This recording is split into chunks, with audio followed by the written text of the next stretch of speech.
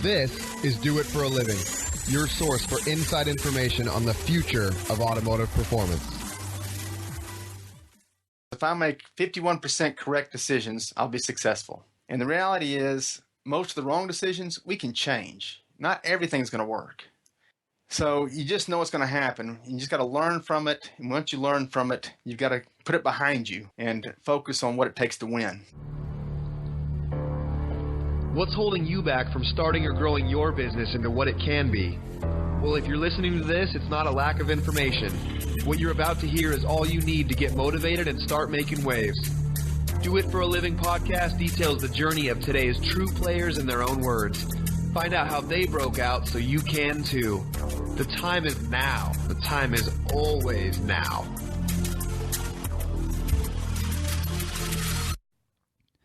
Welcome back. We've got another really cool guest with us today. His name is Don Herring Jr.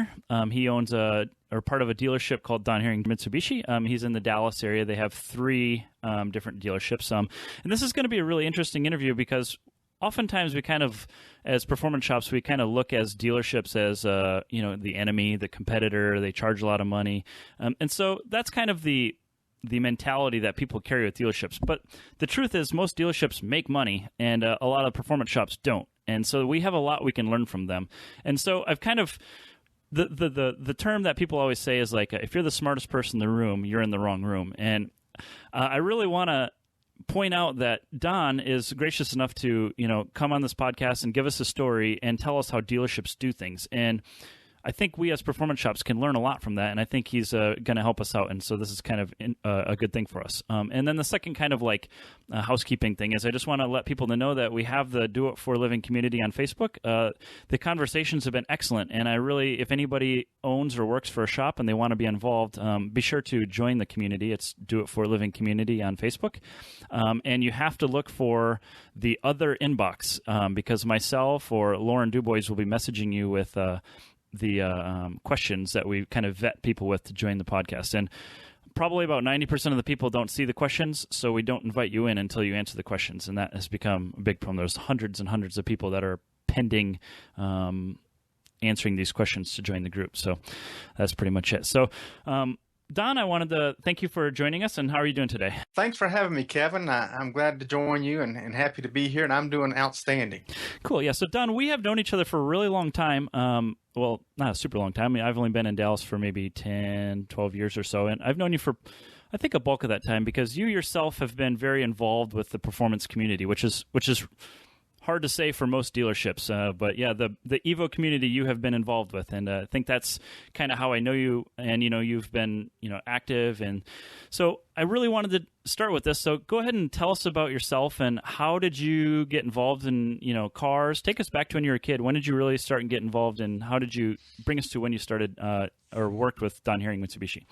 Well, certainly. When I was a kid, when I was very young, my dad started selling Oldsmobiles at a place in Fort Worth, Texas called John Papel Oldsmobile. Then became Ryan Oldsmobile. Obviously, there is no Oldsmobile anymore, so that was a few years ago. But I grew up in the car business, and my dad worked for a man named Lyle Osmond in Oak Cliff, Texas, who had a Volkswagen Subaru lot.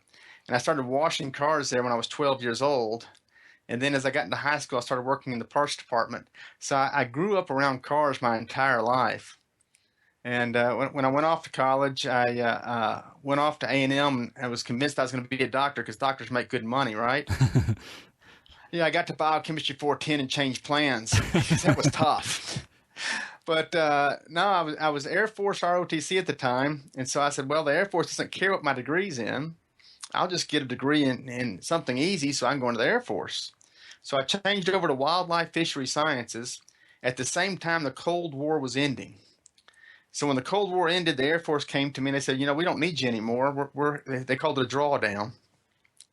And so I was already selling cars part-time for Wayne Thomas Volkswagen in Bryan, Texas. And I was selling cars part-time for Wayne Thomas Volkswagen in Bryan, Texas, making about twice what somebody getting out of college and going into the wildlife fisheries profession was making. So that pretty much did it for me. I'm like, well, there's no reason for me to go into my career field and make less money. So in 93, I came up and joined my father selling Volkswagens and Subarus Oak Cliff, Texas. So you did finish with the fishing in whatever degree, right? Wildlife fisheries, that's right. Wild fisheries. So you finished college with it, but it's a degree you never even started to use, huh? No, only when I go camping or fishing. No, but I've always enjoyed cars. I've always loved cars, and as you know, in '88, I guess my father had got a Mitsubishi store, which is in Oak Cliff now. And so I came back up here in '93, and in '96 we were able to sell our Volkswagen Subaru operations to get the Mitsubishi store that's in Plano, Texas. And loved Mitsubishi from the very first time back in '88 when we got the franchise. The Mitsubishi Starion was just a blast to drive. The little Mitsubishi Mirage turbos, they were just a blast to drive. Then came the Eclipse turbos and the 3000 GTs, the GSXs. So Mitsubishi just has a history of making just some really fun to drive cars. And so we were real excited when the Evos came out, and have, as you mentioned, been very involved in the Evo community with track days and modifying some cars and going out and driving some cars. But that's how I got in the business. When I came back up here in '93 and started working with my father, we got the second Mitsubishi store in '96. And then in 2005, we got our third one in Irving, which that was really the first one that I ran by myself. And that was a lot of fun. We got that store in 2005, and just to take you back in history, in '04, Mitsubishi started to have a little bit of problems with Daimler, because Daimler had owned 34% of them. And so Mitsubishi diluted their shares and bought all their stock back, so they were out on their own again, without a whole lot of R&D money. And then by 2008, which is 4 years later, the economy just completely dropped. The economy was it was awful. And so I took that thing over in '05, and within 3 years, we've seen the worst car market we've ever seen. And I was really starting to question if I even wanted to be in the car business. But we did pretty good. I'll say this. We were able to keep the thing afloat. And we were able to survive that time. And since then, the market's trended back up. In the last 2 years, the market's trended back up significantly. And in fact, this year, the Plano store is having one of its best years since 2003. Wow, that's pretty good. So it's pretty exciting to see things turn around. And what's interesting is a lot of the cars you sell are, I guess for lack of a better term, long in the tooth. The Lancer's been that same body style for almost 10 years now, right? So it's going on, it started 2007, is that when they changed it? That is correct. Yeah, the Lancer's 2007. And it's still a good little sedan. Our best seller is the Outlander Sport, and it got a mild refresh for 2016. Our second best seller is the Outlander, which was refreshed for 2016. Mm-hmm. And the Mirage, which was refreshed for 2017, is kind of our third car. So the Lancer still hangs in there at number 4. It's still beating IMEV. Yeah, has that been a pretty good seller around here? It really hasn't. It's a niche car. It's a great car. My wife drove one for 2 years, and I absolutely loved it. You just plug in it at night and you drive it all day. You never have to go to a gas station. There's almost zero maintenance to the thing. Mm-hmm. So really enjoyed it. It's a very inexpensive car to drive, but I don't think Texas is quite bought in completely to the affordable electric car. Not big enough for everybody, right? Yeah. I think they still want the SUVs. Okay, so do you think of yourself as an entrepreneur? Certainly. I mean, I've been involved in starting multiple companies. It's not just the automotive business, but also real estate and also a self-storage business. Oh, interesting. I told you I started the Irving store in '05, and its original location was awful. So we had to move it in '07 to its current location, but they're widening 183. If you've been down 183 lately, you've probably noticed they're taking up a lot of land. They took up 35,000 square foot off the front of our Irving store.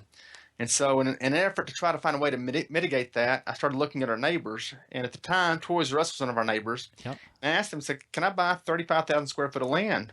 They said, no, but we'll sell you all the land. I'm like, well, what am I going to do with all this property? So I bought all the property, and my first thought was the car business because that's what I knew. So I went and talked to the Saturn dealer, and he didn't want to sell a Saturn store to me because he had faith in the product. And aren't I glad I didn't get the Saturn? Right. And then along came Saab, and Saab offered me the Saab franchise, and I thought enough to just sit back and wait to see what would happen, and I'm glad I did. So all of a sudden, I've got all this land, I got this giant building, I have to do something. So I partnered up with a guy who's done self-storage businesses before and started a self-storage business. So I've got a commercial real estate business. About 8 months ago, I started a residential real estate business, plus the car dealerships. Okay. And so the self-storage thing is in the old Toys R Us building? Is that where it is? It is. It is. It's extra space self-storage right there on 183 next to our Don Herring Mitsubishi. Okay. And interestingly enough, I remember your old dealership when you started working on the new one. The new one is actually in a converted Circuit City building, right? That's correct. You can't tell anymore, but you could for a little while, right? Yeah, when we bought it, you could certainly tell it was an old Circuit City. Yeah. And we tried our best to come up with a plan that would make it look not like a Circuit City building. Mm-hmm. Yeah, you can't tell anymore. I mean, other than knowing that it was like that, I don't think anybody could tell. So. Well, thank you. I appreciate it. Okay, so you obviously have been doing this essentially since you were a kid, right? So your parents were using you when you were 12 for free labor, I assume. That's right. Exactly. So you didn't really have to transition out of a full-time day job. You've just always been involved with car dealerships and essentially your family business, right? That is exactly what it is. It's a family business, and me and my father and my sister all work together, and we all really enjoy the car business. We all really enjoy cars. My father, like I said, he started selling cars for an Oldsmobile store in Fort Worth, and he always enjoyed. I can remember the first car I remember him having was a '66 GTO, and then which was a fun car, and he always had fun cars to drive, whether there was the Oldsmobile's Cutlass, which today you might not think is fun, but back then it was, and then when he got to working for a Chevrolet store, every once in a while he could bring home a Corvette or a Camaro, and so I've been around cars my entire life and really enjoy it. Cool. How has location played a role in your success? Obviously, being in Dallas is beneficial to running a Mitsubishi dealership versus being in a small little town in the middle of nowhere, right?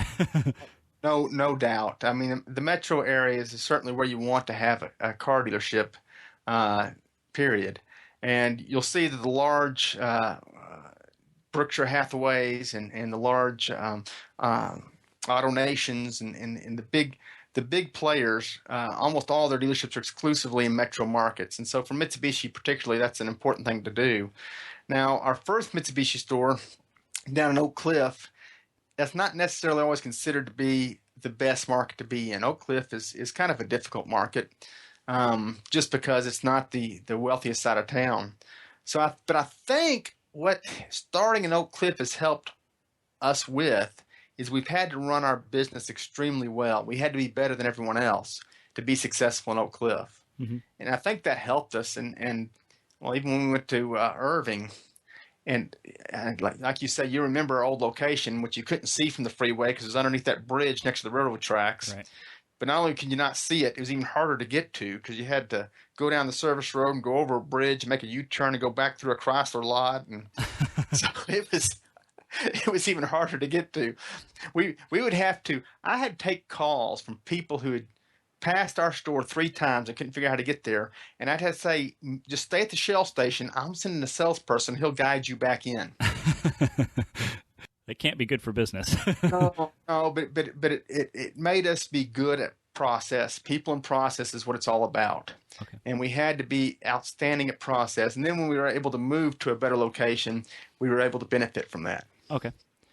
Have you ever doubted yourself? And how did you overcome that feeling and move forward? Well, and there's no doubt. I think we all have doubts. And I'm going to go back to my father again, but he told me, he goes, if I make 51% correct decisions, I'll be successful. And the reality is, most of the wrong decisions we can change. Not everything's going to work. And I often look at baseball players. A baseball player who fails 70% of the time, he's got a 300 batting average. Mm-hmm. If a guy's got a 300 batting average, he's making millions.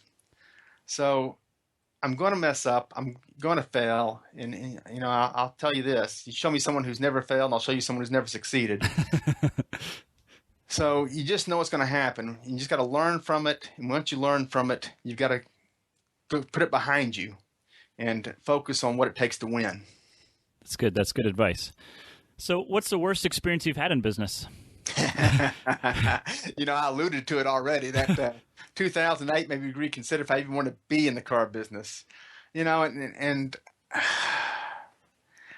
that was a tough year. It's tough to pay to go to work. And I think a lot of people who own their own businesses, whether it's car dealerships or performance shops, probably a lot of people can relate to that. We've all gone through those times when we had to write a check to go to work. Mm-hmm. Well, 2008 was one of those times when we were writing checks to go to work. And that's tough to do for a long period of time. Mm-hmm. And unless you see something turn, it can be very discouraging. And that was the absolute most discouraging thing I've ever been through. I remember you guys are practically giving away the Evos. You can buy them at your cost, I'm sure, or maybe less than your cost. Right. So what's something you have right now that has you fired up? We've got a lot of good things going on right now. I already talked about how our Plano store is having a great year, one of its best years in 13 years. Our self-storage business, which I talked about earlier, is doing amazingly well. That thing, which it was very slow to start up, but now that thing is making money every month. So that's really, really exciting. I got my new residential real estate business, which is a lot of fun. I've tried to get my family more involved in that because my wife and my daughter are not car people. Okay. So I've tried to find a business that they would get excited about. So how's that working out? It's making money, which is the most important thing. So they're not all that interested in it? Not as much as I was hoping they would be. Okay. But really, the thing that does have me the most fired up is my kids. I, talk about trying to get my daughter involved in the real estate business. Mm-hmm. But I love my kids, and you know how that is, as being a father yourself. And they're finishing up school right now, so we're getting ready for the summer activities from camping, and we got a Colorado trip planned, and they probably get me as fired up or more fired up than any of the businesses do. And how old are all your kids? My daughter's 15. Yes, and sometimes she still is my sweet little girl. And other times she's a teenager. My son's 12. He turns 13 next month. Okay. And I've met all of them through the various, because you do attend, or I haven't been in years, but all the Evo meets in the Texas or in the Dallas area, you used to go to all those things, and you'd bring your family with a lot of times too, which is really cool. So, well, thank you. I certainly enjoy going to them, and it's always a lot of fun. So before we continue on to the talking about your dealership, we wanted to take a second and talk about our partners. Before we continue on, I wanted to take a second and tell everyone about My Shop Assist. If you own or work for a performance shop of any type, such as installation shops, tuning, engine, transmission, or even custom fabrication, take some time and think about how organized and efficient your operation is. Our goal at Do It For a Living is to tell success stories on the industry and educate you, the listener, on how to be successful in your business. My Shop Assist was developed for this very reason and helps to address many of the most common shortcomings at shops. With My Shop Assist being cloud-based, you have access to your data from anywhere. You will have a built-in calendar, track tasks and parts on every job you have, track time, document your work with notes and pictures, as well as files such as tuning files and data logs. Individualized task lists for techs and reports to measure their efficiency. Jobs can be exported to QuickBooks for accounting. So MSA was designed to be simple to use and will help anyone from a one-man shop up to the top-performing shops in our industry. Check out the system for free at www.myshopassist.com. Why don't you go ahead and tell us about Don Herring Mitsubishi? You already told us you have 3 lots. How big are they, and do you own or lease the properties they're on? Well, and this goes back to another business we have. We have a commercial real estate company. And the commercial real estate company actually owns all the property, and the dealerships rent the property from the commercial real estate company, which is owned by the family. And this is a great scenario because, one, it gives us a business that makes money, and 2, that company can be extremely benevolent in tough times. So as opposed to a landlord who might not be as understanding. Right. But we have about 100 employees in the 3 locations. And as far as the way they're divided, it's kind of interesting. all three of our stores have different strengths. The Plano store certainly sells the most vehicles and has the biggest shop. The Irving store has one of the largest wholesale parts departments in the country. And then our Dallas store is the hub for MitsubishiPartsCentral.com, which is another one of our businesses, and does quite a bit of business on the internet, selling parts on the internet. Okay. I did not even know about that one. See? There's a new one for you. Right. Okay, so I'm guessing you have business plans written for the companies, right? Yes. It's the original dealership company goes back to the 50s, believe it or not. Predates my family by quite a bit. Now, obviously, the business has evolved and our dealership plans have evolved and our processes have evolved over the years as the business has changed. But one thing that we do annually is every November, we come up with a plan for the next year. And we break that plan down month by month, department by department, revenue, gross, and expense. And then we're able to, as we go through the year, we have weekly meetings. And every week we get all of our managers together and we look at where we are as far as tracking compared to the plan, compared to the forecast we created. And if we're not on forecast, then we say, why not? And what can we do to get back on forecast?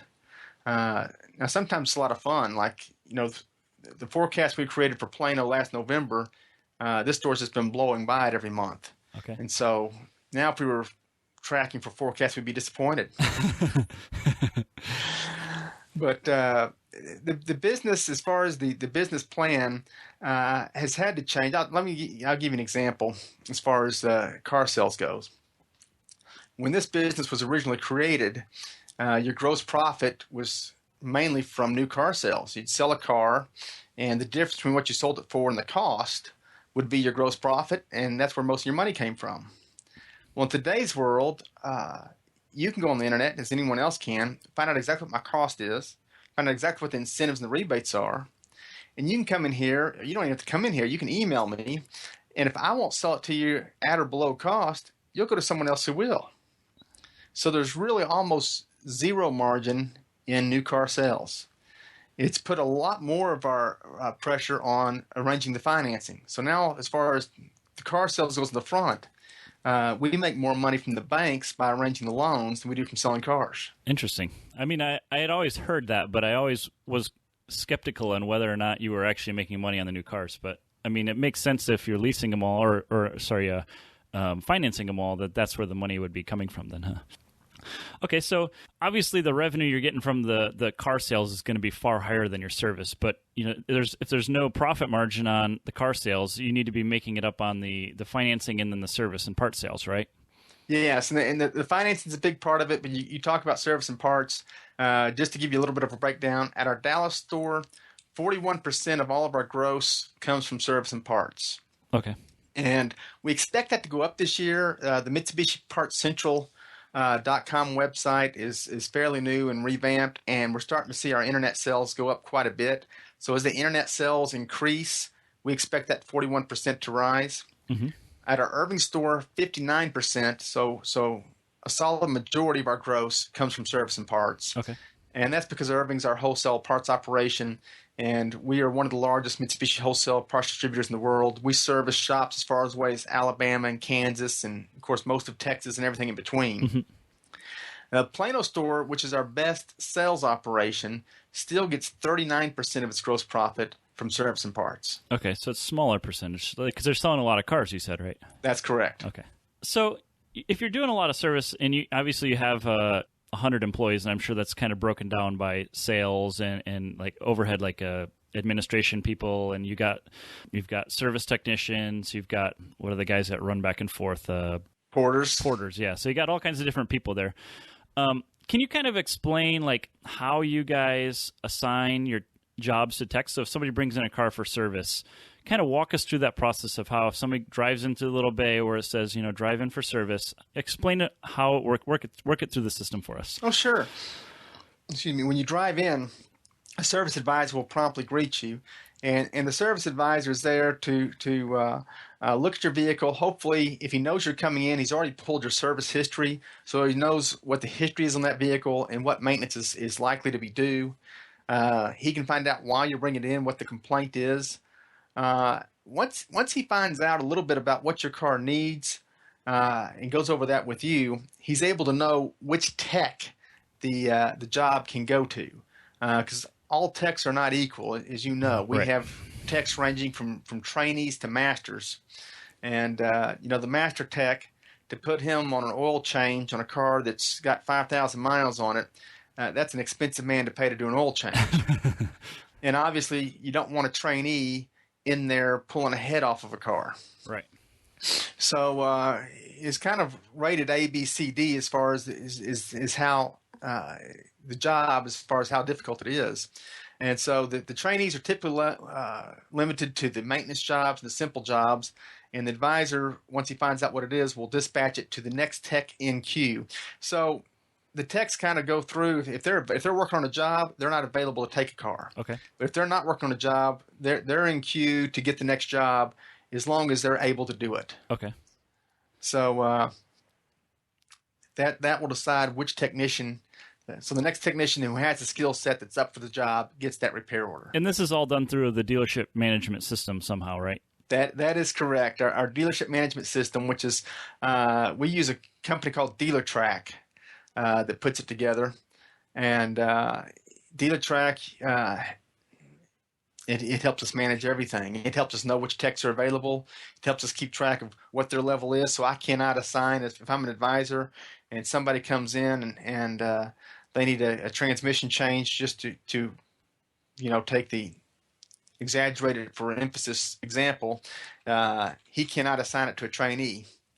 And so it also handles your sales and your part sales and like the new car financing and all that stuff in that one system? That one system handles it all. It handles accounting, parts, service, sales, finance.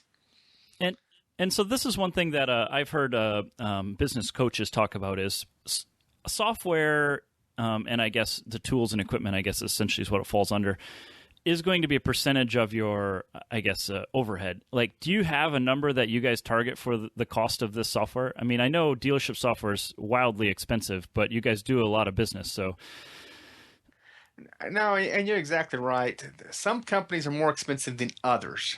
The two oldest companies in this market are Reynolds and Reynolds and a company called CDK Global. But they will easily charge $15,000 a month for their software packages and up. Mm-hmm. So they're pretty crazy expensive. As far as DealerTrack goes, our DealerTrack bills for the basic package is about $4,500 a month, and then we require a little bit more than the basic package because we do pretty solid users. Mm-hmm. So, but it still ends up, for all three stores, we end up less than $10,000 a month. Okay, so just for that package. It's very expensive for a performance shop, but for a dealership, you're getting off okay, huh? Well, I wish it was cheaper, but the problem is there's so few vendors that make a product that handles our entire operation. Right, and that's even with us developing MSA, it's so hard to make it work for everybody, which is the other problem, right? It's hard to build a software package that works for everyone and does everything. Mm-hmm. So do you have a ratio of managers to technicians? Like, is there some numbers that, I mean, you guys are very structured as far as Mitsubishi knows what all the other dealerships do. They probably tell you how many master techs you have to have versus lube techs and managers and salespeople. Well, the way we break that down, we have one service manager per store. Our advisors are based on the car count because an advisor can normally handle about 15 customers a day. If he's getting over 15 customers a day, then we need to add another advisor. Okay. And then our technicians are based on the number of hours we run. Okay.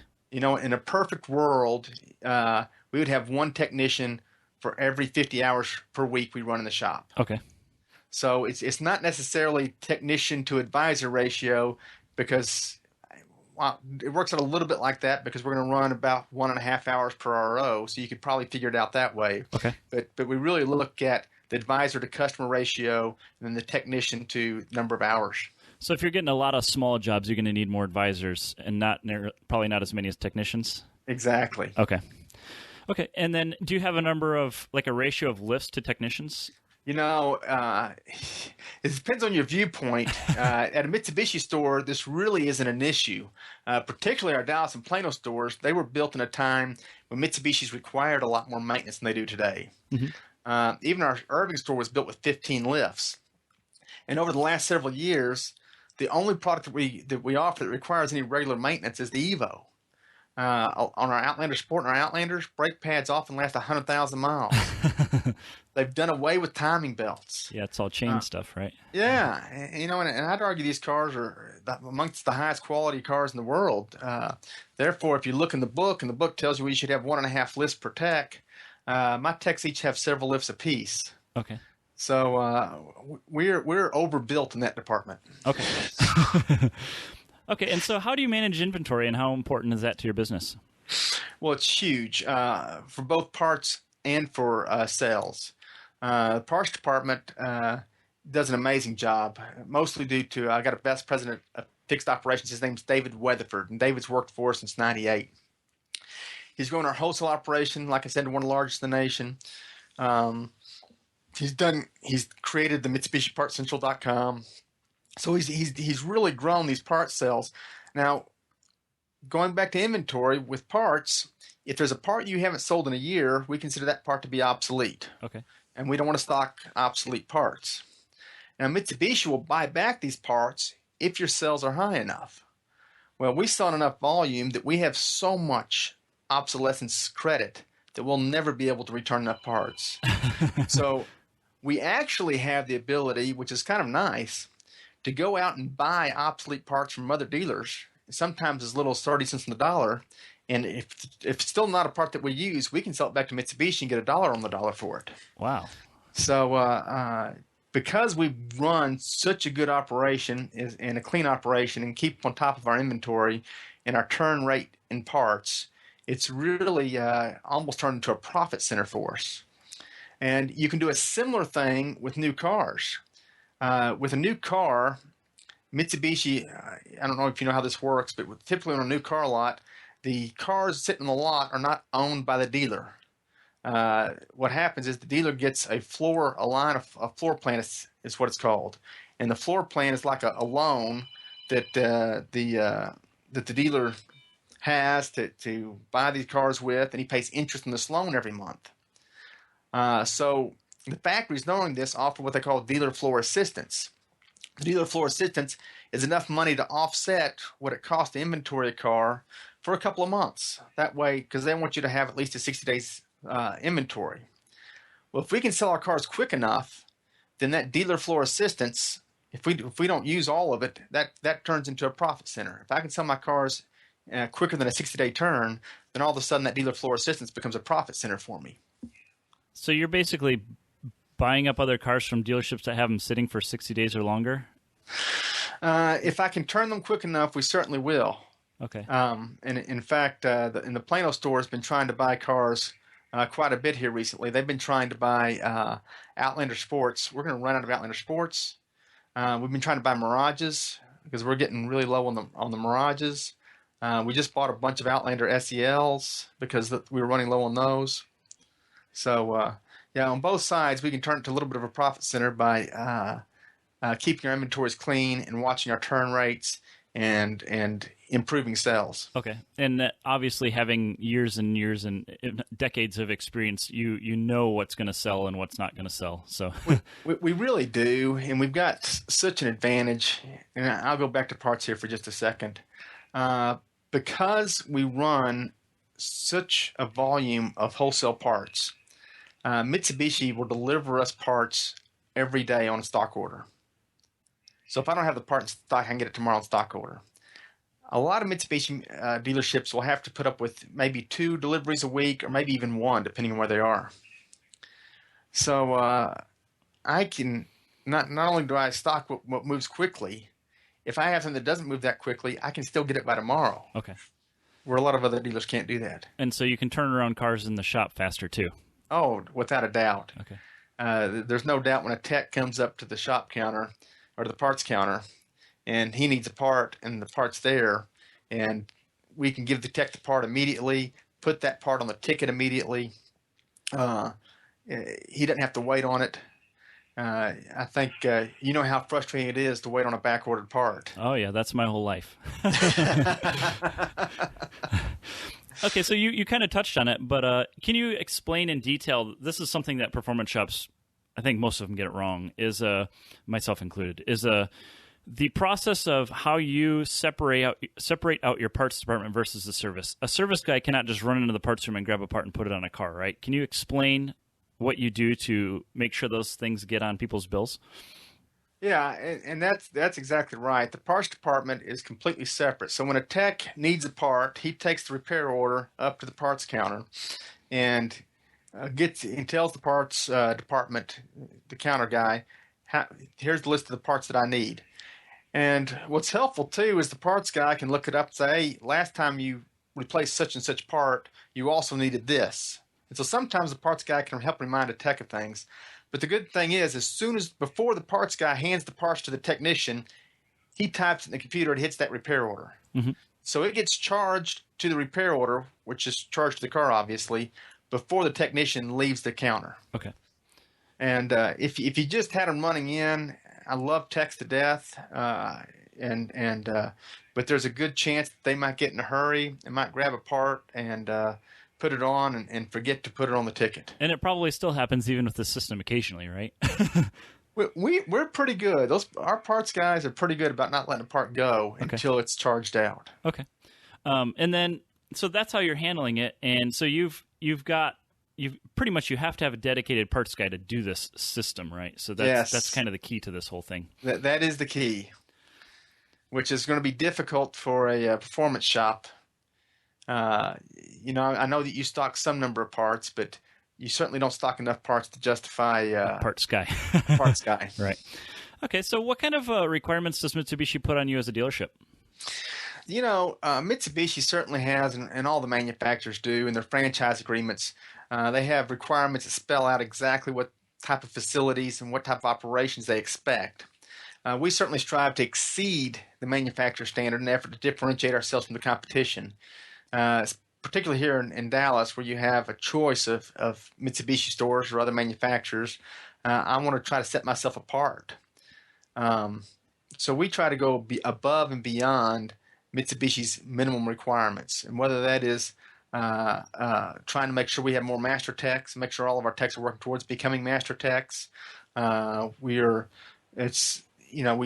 whole mantra, our goal and our mission is to exceed our customers' expectations throughout their purchase and or ownership experience.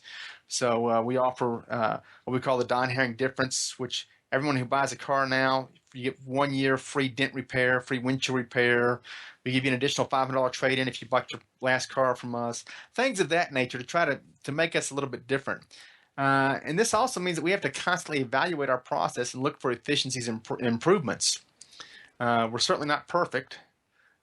So anytime we find something that we're not doing right, or anytime we find something that someone else is doing better, we try to steal their ideas. And that helps out quite a bit. Particularly, I keep in touch with a lot of the other Mitsubishi dealerships in other markets. Okay. So not your direct competitors, but they know the same business as you. Exactly. And so I can talk to Mark Mitsubishi, Mark DuBois at Mark Mitsubishi in Arizona, and he doesn't mind sharing his secrets with me because I'm not a direct competitor with him. Mm-hmm. Or to R.C. Hill over in Florida, or to Planet Mitsubishi up in North Carolina. So I talk to big Mitsubishi dealers around the country to find out what's really working for them and what they're doing that's really helping them out. But you're exactly right. I love my competitors here in the local market. They're friends of mine. They're good guys. But they're not going to help me out. Right. and so actually this is kind of a good little topic here and this is actually why the performance shops, why we are looking to you for advice. Do you ever go to other markets entirely to look for ideas? I certainly spend most of my time looking at Mitsubishi stores that are doing well in other markets. Okay. And I have traveled quite a bit to other markets and looked at other Mitsubishi stores to see how they run their operations and what they do that really works for them. And So that is something as far as other outside of Mitsubishi, I haven't spent as much time. Probably part of that is the franchises are different. I mean, every manufacturer has its strengths and its weaknesses. Mm-hmm. So what's working really well for a Chevrolet store, it may or may not translate to Mitsubishi. Okay. So you can't walk over to or drive over to Park Place in downtown Dallas there and look at how they're doing, because they have the biggest shop I have ever seen. Oh, Ken Schnitzer certainly has an outstanding reputation in all of his stores, and you're exactly right. He runs a big operation. The question is, how do you scale that? Mm-hmm. Because I'm not going to generate the revenue Park Place generates. Right. So some of the tools, and I mean, like, for example, they have the, like, RFID tags. You drive through their little 25 bay wide service thing, and they scan the cars before you get in there. That may not be, justifiable at the service level you're doing, right? That's cool stuff. But for me, that's kind of like having a parts guy to you. Okay. I think it's pretty equivalent. Okay. Okay, and so how do you guys handle, like, problem customers and vehicles? Like, everybody in the performance world knows how this goes. Somebody is not happy, they go on social media and blast you. Do you guys have the same problem at a dealership level? It's something that we certainly do, and I think it's changed. In today's world, if we fall short of our goal of exceeding our customers' expectations, they're more likely to go on the internet now and to complain than they are to come and talk to us about it. Mm-hmm. And so it's kind of changed. Before, whenever you had a problem, the first thing you wanted to do was hear the customer out, find out if he does have a problem, what we can do to fix it and to make them happy. Well, now we've got to monitor the internet. We've actually got a company that does that for us. Okay. Monitor the internet, constantly watching for such things. Once we identify the customer, we immediately reach out to them and try to call them and find out how we can resolve their issue and make them happy. And 99% of the time, it's a fairly easy solution. We found that once you make an upset customer happy, they tend to be extremely loyal. Okay. Every once in a blue moon, we might have someone that we cannot make happy. That's pretty rare. Most people are reasonable. And I think as long as you're reasonable and they're reasonable, everything's fine. Mm-hmm. There are going to be some people who are not reasonable, and you're not going to be able to make them happy. And I've fudged. And I can give you an example. Being in the performance world, you'll understand this. Mm-hmm. We sold a car that had been highly modified. And when we sold the car, and the customer knew it was highly modified, we told the customer up front and told the customer because it was modified, those modifications weren't covered by warranty. The car got overboosted, motor detonated, needed a new motor. Came back in. We reminded them, hey, you signed this piece of paper. You knew that it was highly modified. We went over all that. Could not make him happy. He decided, since he just bought the car, we should replace the motor. Mm-hmm. In the end, the compromise I did, we actually, on that particular customer, this was an Evo, we dropped in a crate motor for the customer. So we actually took I ate it. Mm-hmm. Now, once I dropped in the crate motor, I told him, that's a stock motor. So if you want me to cover it, that's what you're going to start running. So anyway, he agreed that he would never bother us again with any aftermarket issues. Uh-huh. Sometimes we'll make a mistake, and you know this too, and it happens. Sometimes a technician will make a mistake, and we carry garage liability insurance. And so if we know about it, we'll turn over our garage liability insurance, and they will pay for fixing the mistake. Okay. So we certainly... Obviously, that doesn't happen often enough where the insurance would start asking for who is doing the work, right? No, you're right. We try to put processes and procedures to quality control these cars to make sure they're in good shape. But that doesn't mean that one didn't get out of here every once in a while. And I'll give you another example. Recently, we had a hailstorm in Plano, mm-hmm. and we sold an Outlander and agreed to fix the hail damage on it. And the hail company, when they reinstalled the headliner after repairing it, had creased the headliner. Okay. Trying to get it into the car. It's tough to do. Yes. And we didn't catch the creased headliner. And then the customer sees it and became extremely upset. And then, of course, didn't want to leave the car with us because he just bought the car and hadn't had any time with it, right? Right. Just bought the car, can't even drive it. But we were able to give him a car to drive, and we were able to get the car back in here, replace the headliner, and now he's a happy customer. Okay. So just going above and beyond what, like what maybe the other guys may not be doing is how you've really handle these problem customers and vehicles, I guess, right? We certainly try to, because it doesn't happen enough to where it's going to affect our bottom line. Okay. As long as we can afford to take care of the customer, I'm going to do everything I can to take care of the customer.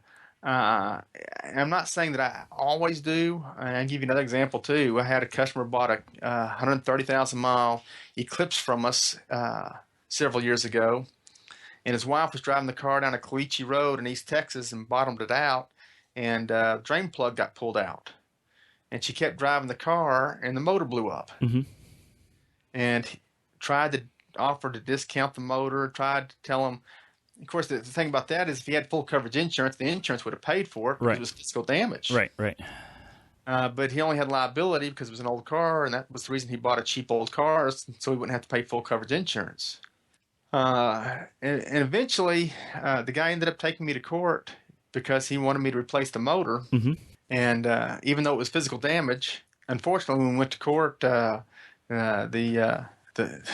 lawyer it was pretty funny. After the customer made his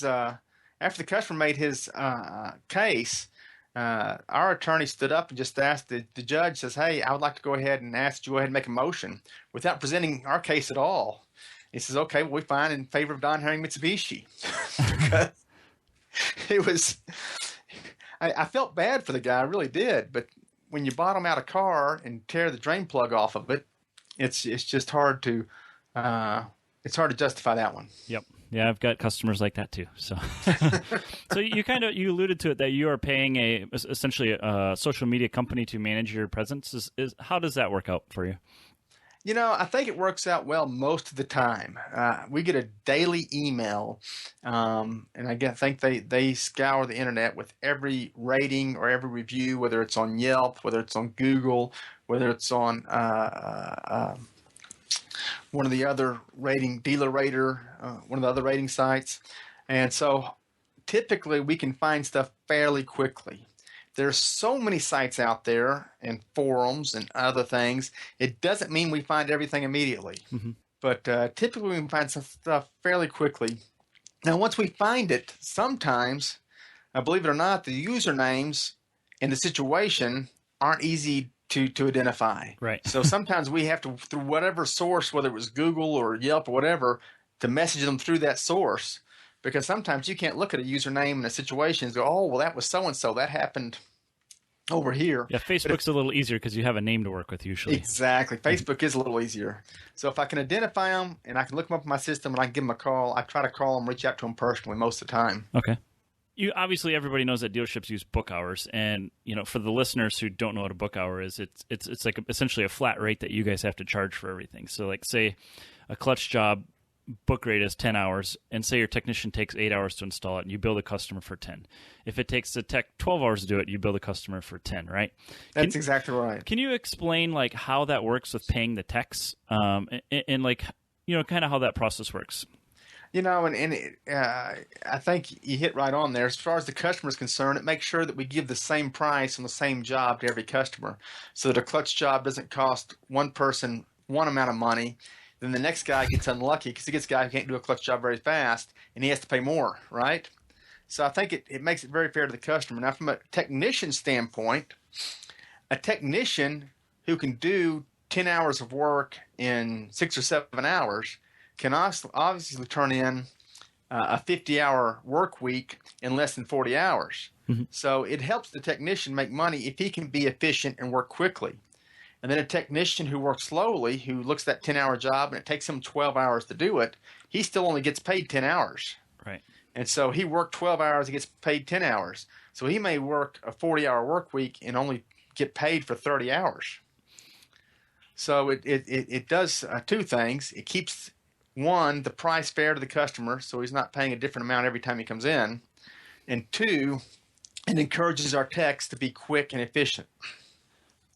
So do you know how those book hours are I guess, measured? Like, how do they come up with those numbers? You know, there was a manual they put out every year called the Chilton Manual. And every year we get the Chilton Manual, and it was this big, thick book, like a big unabridged dictionary. And you look the job up in it, and you go over to it and find out how many hours it pays. Today, it's all computerized, and we use a company called AllData. And I don't know if any of the performance shops use this company or not. A lot of them do. Okay. Well, then y'all are familiar with AllData. We can just look up the job, and it will tell us how many hours it takes. And what's great with AllData, as you know, is if it's a car that's not a Mitsubishi that we typically don't work on, we can even put out instructions on how to do the job for the tech. And how do you guys handle performance modifications? The great thing about performance modifications with Mitsubishi, and we've actually modified several Evos over the years ourselves, and of course had several of your customers in our shop as well, and love to have them here. But Mitsubishi's policy on warranty is, unless the modification or the aftermarket part could reasonably or plausibly be linked to the cause of the warrantable condition, then it's warranty. 95% of the time, we've been successful with holding Mitsubishi to this policy. A lot of times their first response is, it's modified, we don't want to warranty it. So we have to go in, okay, well, I understand that. But this is your policy. So there have been very few cases where I can only think of two off the top of my head. One customer had a test pipe. And let me just tell you this. I don't know how much horsepower. You can probably tell me exactly how much horsepower a test pipe over a high flow cat gives you. But when you put a test pipe on there, it's no longer a street legal car. And in Mitsubishi's eyes, if it's not a street legal car, they don't have to warranty it anymore. Okay. So that could be a big one.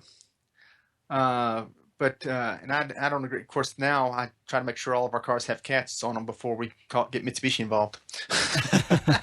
Right. But most of the time, they're pretty good with that. And most of the time, our techs have seen enough modified Evos, and that's really the only car that comes in here. We used to get 3000 GTs and Eclipses, but at this point, it's mostly just modified Evos. And we've done some ourselves over the years. Yeah, because you've offered, like, even with the Evo 8s and 9s, you had an FP package way back in the day. And that was like the FP 310 package. Which was our most popular. We had the FP 310, the FP 405, and the FP 666. Okay.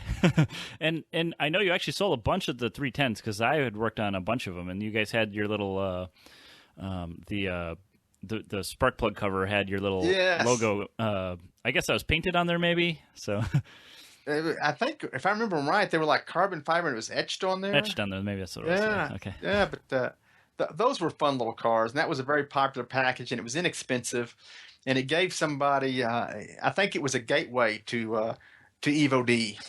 You know, they could get a taste of what a modded car feels like, and then if they wanted to, they could come to you and take it to the next level. Right, and you put that together with Robert over at Force Performance, right? That's where the FP came from, right? That's exactly right. The FP came from Force Performance, and Robert helped us develop it. Robert spent a lot of time and effort working on it and developing it.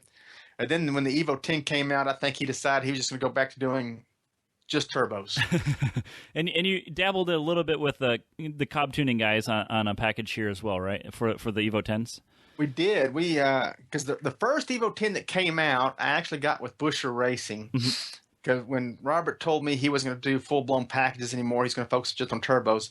So I got a package from Busher Racing and wasn't completely happy with it. When Cobb moved in, they were close, and they had a lot of good fitting aftermarket parts, and the fit and finish was very nice on them. So we ended up doing Cobb stages 1, 2. Actually, it really was just 1 and 2. Now they call it stage 1, 2, and 3, and their stage 2 now is like somewhere in between our 1 and 2, our previous 1 and 2. But those packages were very nice. It was, take it from the showroom floor. Know that the car is going to be fairly reliable.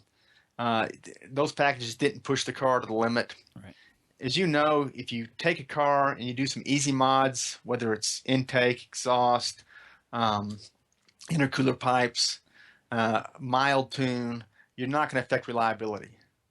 If you turn it into the Evo D high peak car that's got, how much horsepower did that car have? I think that was at 600, I think, yeah. Oh, 600 horsepower. Once you get to 600 horsepower, you might be sacrificing reliability. Yep. But they're fun to drive, aren't they? Right, they are, but they break a lot, so that makes them not fun to own. So, okay, I actually missed a question on here, too. So, back to the book hour stuff.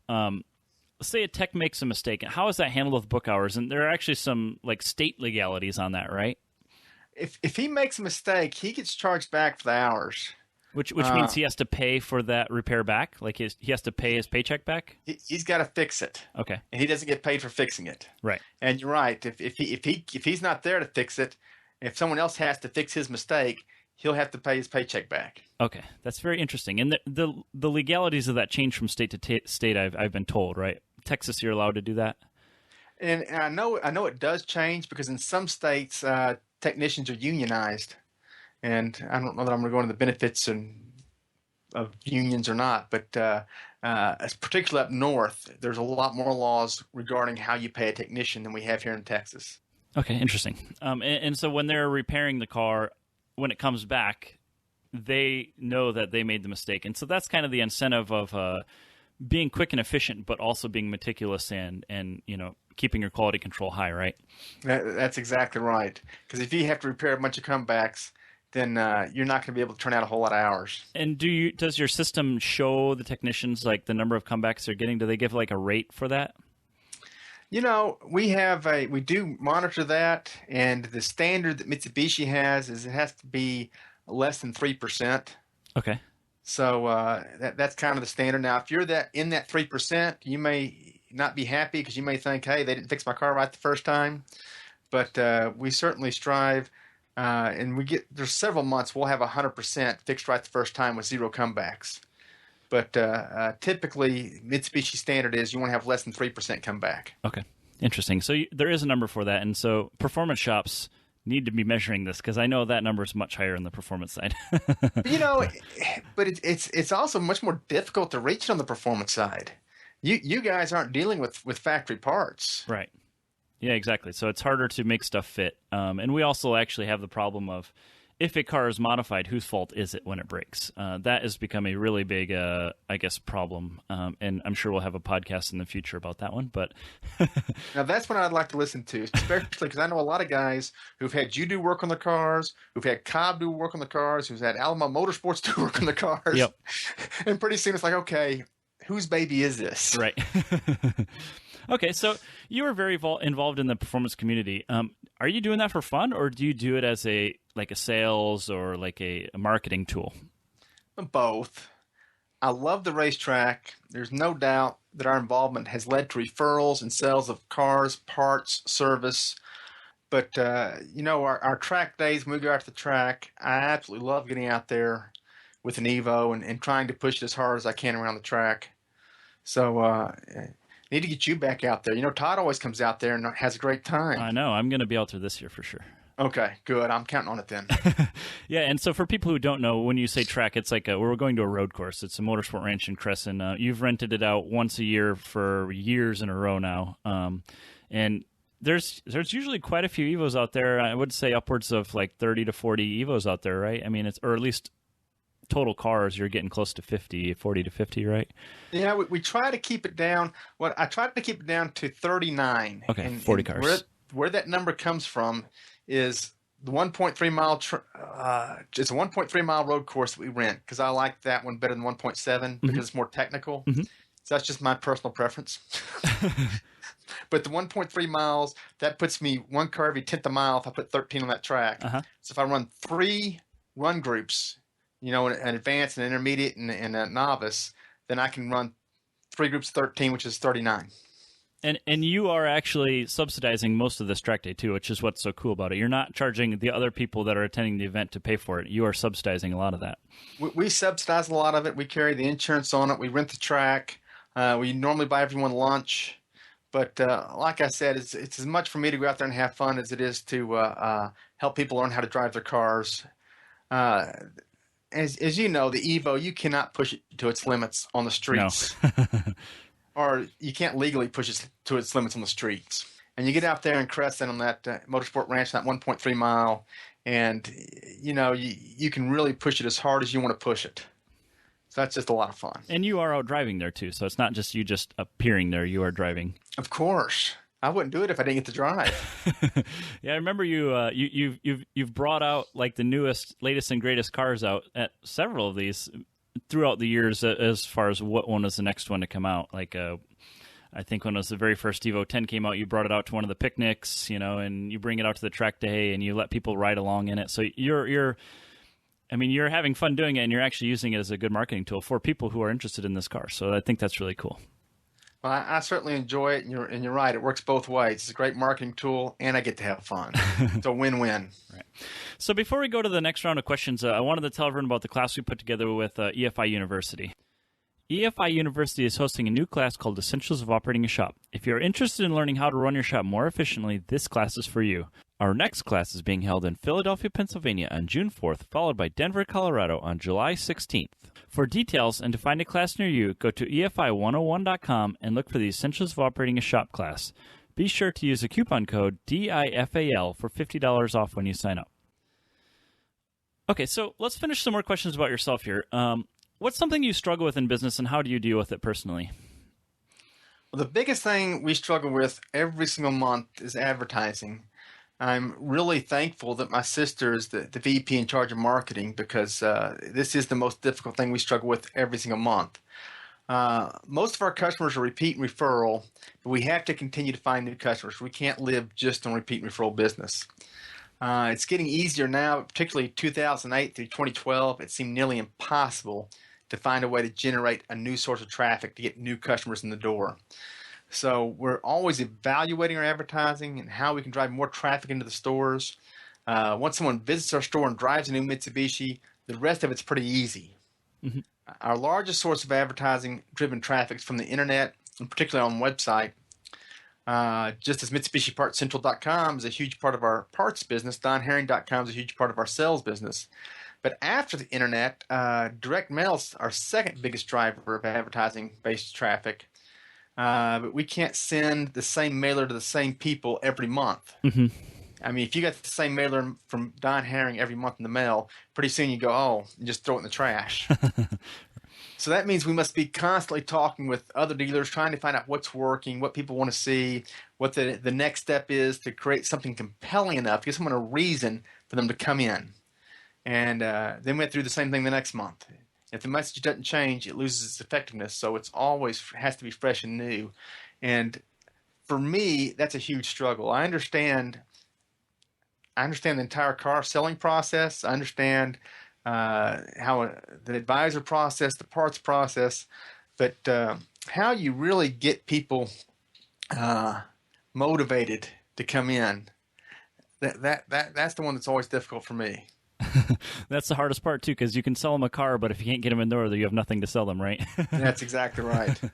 Okay, so it sounds like you're doing, flyers. You're doing, you guys do Facebook, social media stuff. I know you display at the Dallas Auto Show, so you have you actually invite the Evo Club to display a bunch of cars there, so that's obviously part of your thing. In print media, you're doing that. So do you kind of have like some of the ways that work better than others, or you just have to do all of it and hope something works? Well, we certainly do all of it. We do track our cost per sale on different advertising. And if it's cheap enough, you continue to do it. But if you've got something that you're spending a lot of money on and you can't tie a sale to it, then we've got to stop doing it and go in a different direction. Okay. We've got several different internet sites that we use, and as long as they're generating leads, we'll pay them. And if they stop generating leads, then we've got to find somewhere else to go. Okay. And that changes. For years, AutoBytel was the big 800-pound gorilla on the internet. And so you had to be an AutoBytel dealer. Well, then AutoNation came along, and Cars.com came along, and all these other competitors came along. And we didn't get enough leads from AutoBytel to justify what we were paying them. So we had to cut them off and go in a new direction. So with Facebook, that's fairly inexpensive. It was the auto show. That's fun for me and fairly expensive. Flyers are fairly inexpensive. I've really gotten away from a lot of print, and we keep dabbling with TV and radio. We go in and out and in and out because I think that helps with your brand awareness, with people recognizing the name. Mm-hmm. But I don't believe it drives anybody to go look at a car or bring the car in for service or buy parts. And that's one of the things with our Optima Batteries podcast was he talked a lot about brand awareness, and it may not, like for Optima Batteries example, they do a lot of advertising in sporting events, or not sporting events, but the different motorsports events and even boats and fishing and stuff like that too. And everybody knows what Optima Batteries is, but you don't necessarily have an urge to go buy an Optima battery when you see an ad, right? Sure. So it's the same sort of thing with you then? To some extent, and we're constantly looking for, and we're not as big as Optima Battery. So when your battery goes out, if you are in motorsports or just want a high performance battery, you're probably going to get an Optima battery. And in fact, when we sell Optimas here, you're not going to go buy one if you don't need a battery. But if you need a battery and you want the best, you're probably going to end up with an Optima. I try to do, we try to do advertising that is compelling enough to make people want to come in. We try to do advertising that's compelling enough to make people want to come see the new car, come see the new deal, come, get their car checked out for whatever reason, whether it's a spring checkout or a fall checkout or, in the winter to have their coolant checked, whatever it may be. So we try to focus mostly on, while we do all of it, we try to focus mostly on those things that will drive traffic. Okay. So good content generation is important then for your marketing. It's not just come to Dunherring to buy a new car. It's actually making a story or a reason to visit you, right?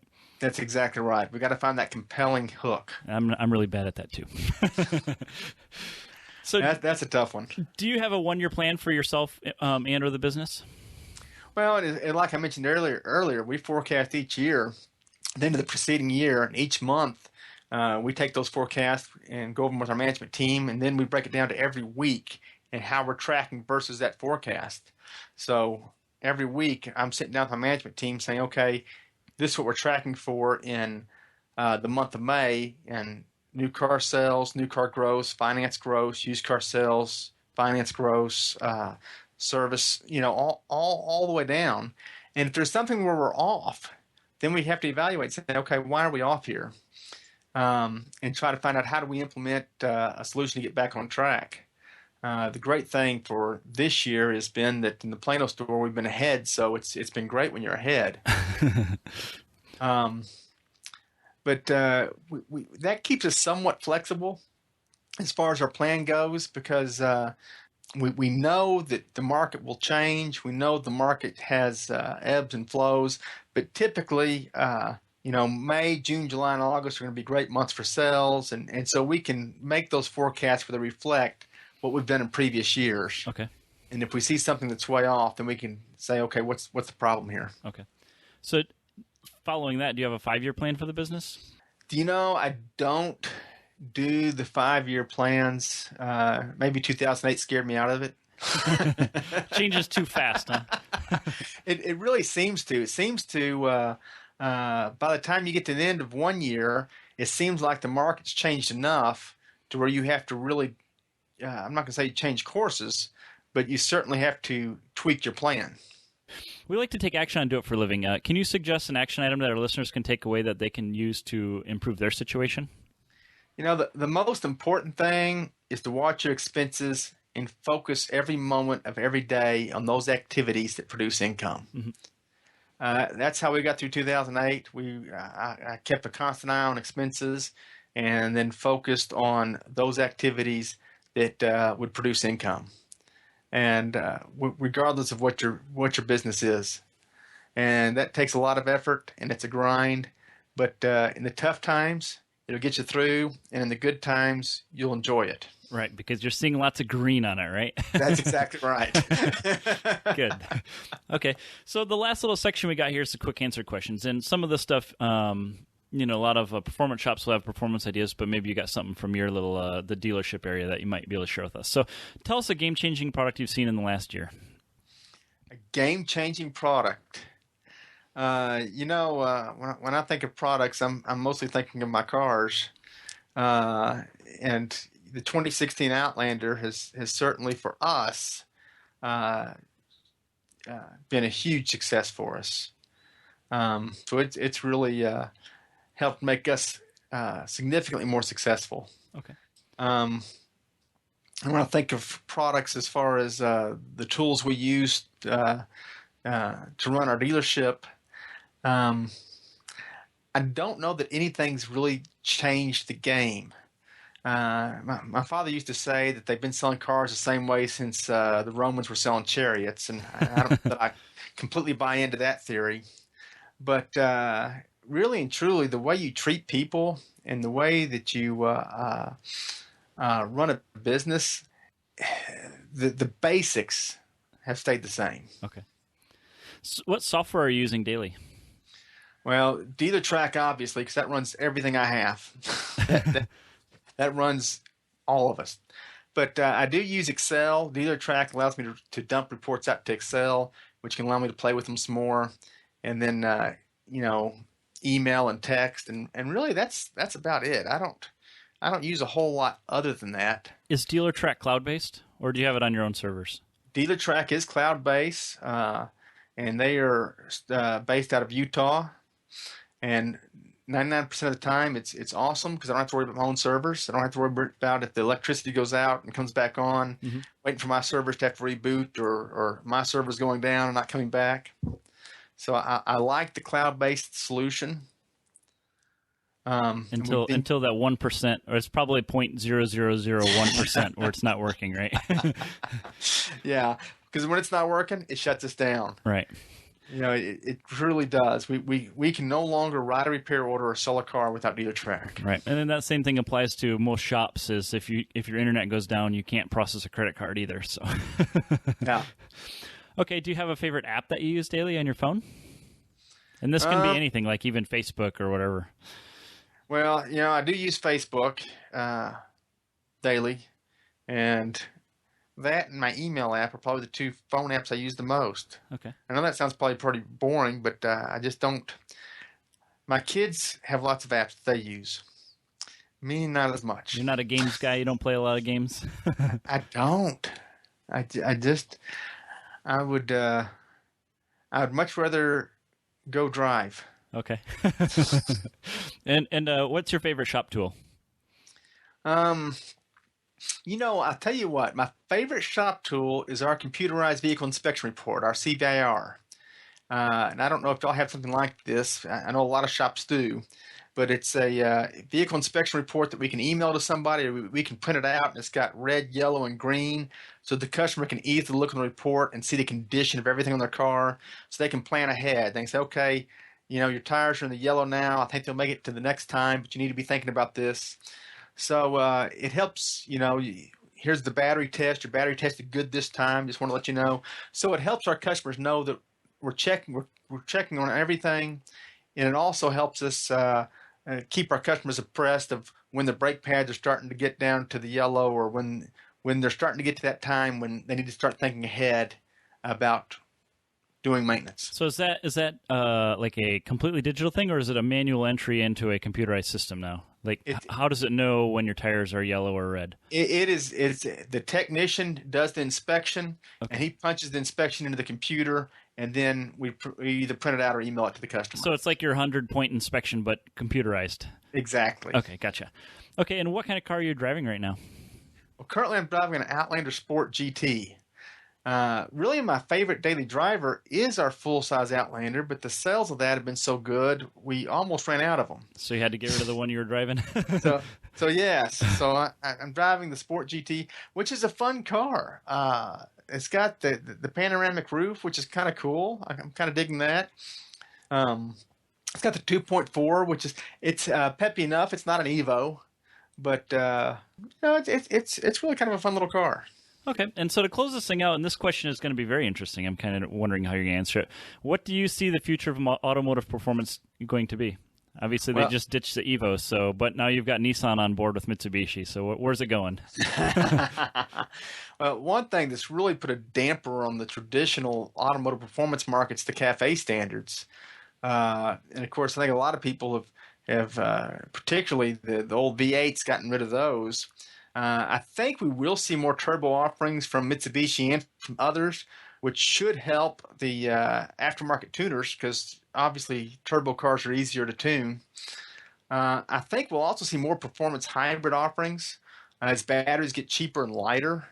You've seen Porsche come out with a performance hybrid, but I think as the batteries get cheaper and lighter, you'll see more. The Evo 11, which got canned, unfortunately, but it was a performance hybrid. Mm-hmm. So I think we'll see more electric motors in the wheels, kind of like a curved system, and turbocharged motors running the vehicle. Okay. And how do we connect with you and your company? I'm typically off at our Plano store most of the time. That number is 469-443-1900. Our Irving numbers, that's where I am on Mondays. That number is 972-785-3100. And I'm at our Dallas store on Wednesdays, and that number is 214-372-7850. You can always check us out at donherring.com. Yeah, thanks for doing this, Don. We really appreciate it. And there's a lot of stuff in here that I think people can take away. And even though it's kind of a different market, I think a lot of the information is very applicable to what we do. We're all working on cars, so that's exactly right. We're on the automotive business. Right. Okay. Thanks, Don. Thanks, Kevin. We'll talk to you later. Thanks for listening to Do It for a Living. You can find out more about this guest, this show, and even details about what we just talked about at our website, doitforaliving.net. Check out the Facebook page at facebook.com/doitforaliving and tell us who you want to hear from. And most importantly, subscribe